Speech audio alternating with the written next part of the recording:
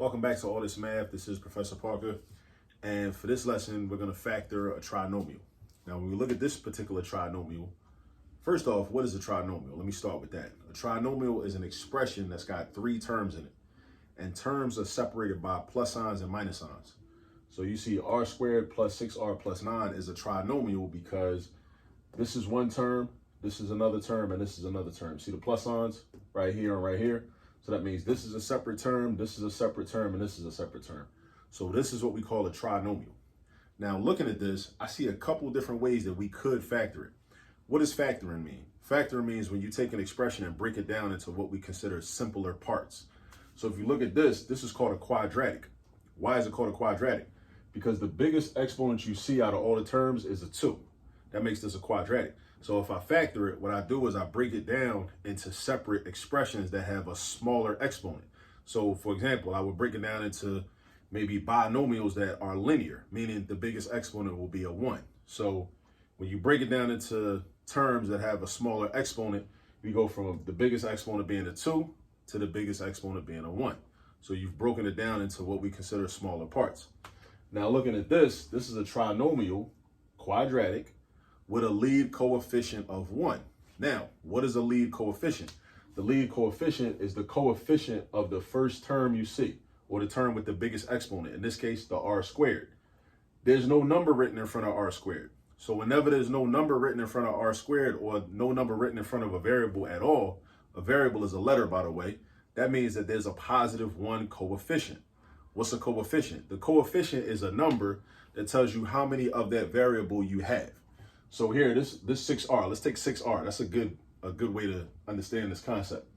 With 6r, 6 is the coefficient. It tells you that you got 6 r's. That's how many r's you got.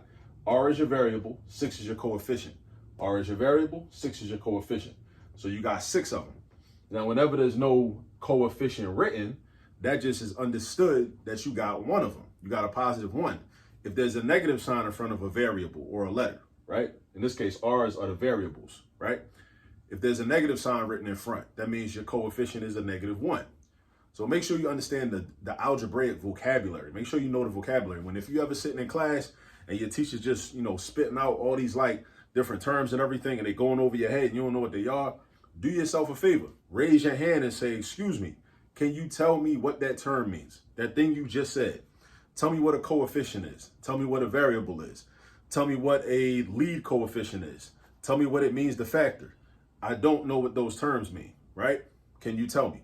Because if you don't know what the terms mean, then it's going to be even harder for you to actually do the problems. All right, so now, like I said, we got a trinomial that is quadratic, and the lead coefficient is a 1. So when that happens, one way that we can factor the expression is like this. You look for 2 factors of the last term that also add up to the coefficient of the middle term. I'll say that again. You're looking for 2 factors of the last term, 9, that also the same 2 numbers or factors. Factors are numbers that can be multiplied together to equal a certain number. So 2 numbers that multiply together to make 9 would be factors of 9. So you're looking for 2 factors of 9 that at the same time, those same 2 numbers also add up to a sum of 6. So if you don't know off the top of your head, if you don't have a lot of fluency with your multiplication facts, which you should, I highly recommend you get there. Just write down all the factors you can think of. All right, so we'll say, okay, what numbers multiply together to make 9? I know 9 and 1 multiply together to make 9. And I know 3 times 3 multiply together to make 9. Now, don't get confused and say 4 and 5. That would be wrong. 4 times 5 is not 9. 4 plus 5 is 9. But we're not looking for add-ins. We're not looking for numbers that add together to make 9. We're looking for numbers that multiply together to make 9. All right? These are only 2 choices of pairs of numbers, 9 and 1 or 3 and 3. Then you got to ask yourself, okay, out of these 2 pairs, which pair adds up to positive 6? You know 9 and 1 is out of there because 9 plus 1 is 10. So that ain't going to work. 3 and 3 are the only factors that work to add up to 6. So once you get these numbers, these are what I call your magic numbers. You're going to set up your parentheses so that you can factor this. So you're going to break this down into two binomials. A binomial is different from a trinomial because a binomial, the prefix bi means two. So a binomial got two terms in them, whereas trinomials got 1, 2, 3 terms in them. So it's going to look like this. That's going to be one binomial times another binomial. Now, what goes inside the binomials? First, you look at this r squared. You take the square root of r squared, which is just r. You're going to put that in the first position in here and the first position in here. Then you're going to take these two terms, positive 3 and positive 3, and you're going to put those in here, plus 3 and plus 3. So that's one way to factor this expression, and this is completely factored. Now, another way to factor this expression is this, which is very important for you to understand. This is a perfect square trinomial, right? This is a perfect square trinomial. So if you knew that, you could think about it like this. First of all, how do we know when something is a perfect square trinomial? I'm going to tell you how. First thing is this. Is it a trinomial? That's question number one. If the answer is yes, you keep going. It's a trinomial because it's got 1, 2, 3 terms. So you keep going. Then you say, okay, well, look at the first and last terms. Look at the first and last terms. The first and last terms, are they perfect squares? They are perfect squares. R squared is a perfect square because r times r equals r squared. And also, here's a rule with variables. If you got a variable, whether it's r, x, a, b, y, z, g, it don't matter. If your exponent is an even number, then that term is a perfect square. So it could be r to the second, r to the fourth, r to the eighth, r to the 30th, r to the 48th, r to the 1 millionth power. As long as that exponent is an even number, then we dealing with a perfect square. If it's like r to the third, that ain't perfect. R to the ninth, that ain't perfect. R to the 17th, that's not perfect because those are all odd numbers I just said. Notice that. But if your exponent is an even number, then that means that whole term is a perfect square. Now with the numbers, 9 is a perfect square because 3 times 3 is 9. But if you take a whole number and multiply it times itself, the result is a perfect square. And 3 in this case would be your square root. So 3 is the square root, 9 is the perfect square. 3 is the square root, 9 is the perfect square. So that's the second question. Third question is this. Can I take the square root of the first term and the square root of the last term, multiply them together, take that product, which would be 3r, because r times 3, square root, times the square root, gives you 3r, right? Right?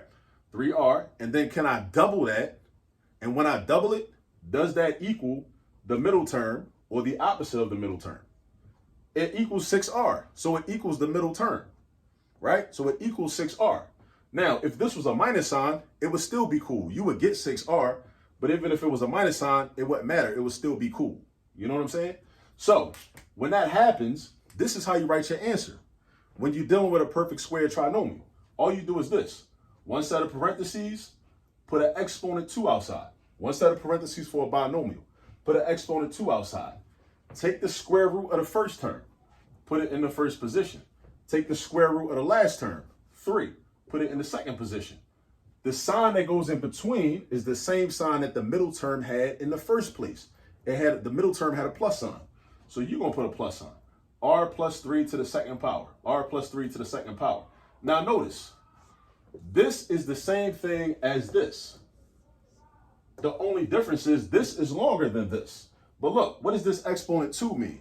Exponent 2 means that this is a shortened version of this, because instead of saying r plus 3 times r plus 3, you can also say r plus 3 to the second power, because r plus 3 to the second power means r plus 3 times r plus 3.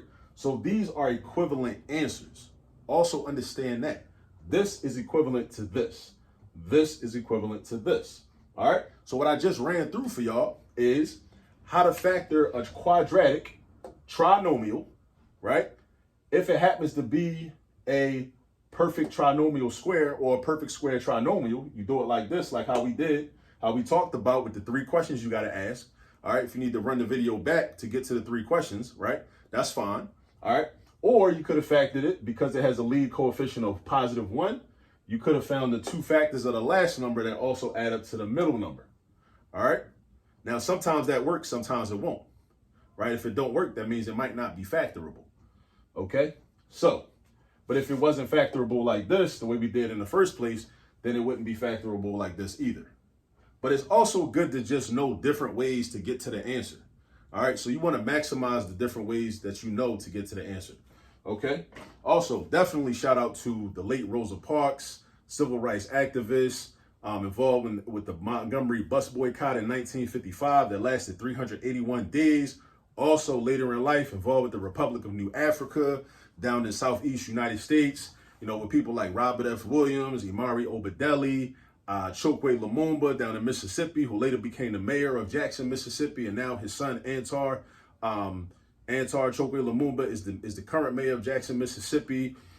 Definitely do your research on Rosa Parks and look past a lot of times what you heard in public school, growing up in elementary school and all that. Go do your own deeper research on her. Read some books that have been written about her. Definitely do yourself a favor. Definitely get into the work that she did.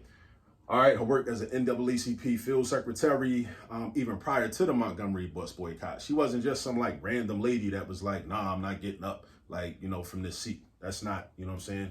It's much more to this, much more to her life than that. All right, so definitely go do your research on Rosa Parks. Also, practice factoring trinomials.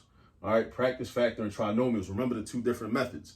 You can either do what a lot of people call reverse FOIL method, where you look for factors of the last term that also add up to the middle coefficient.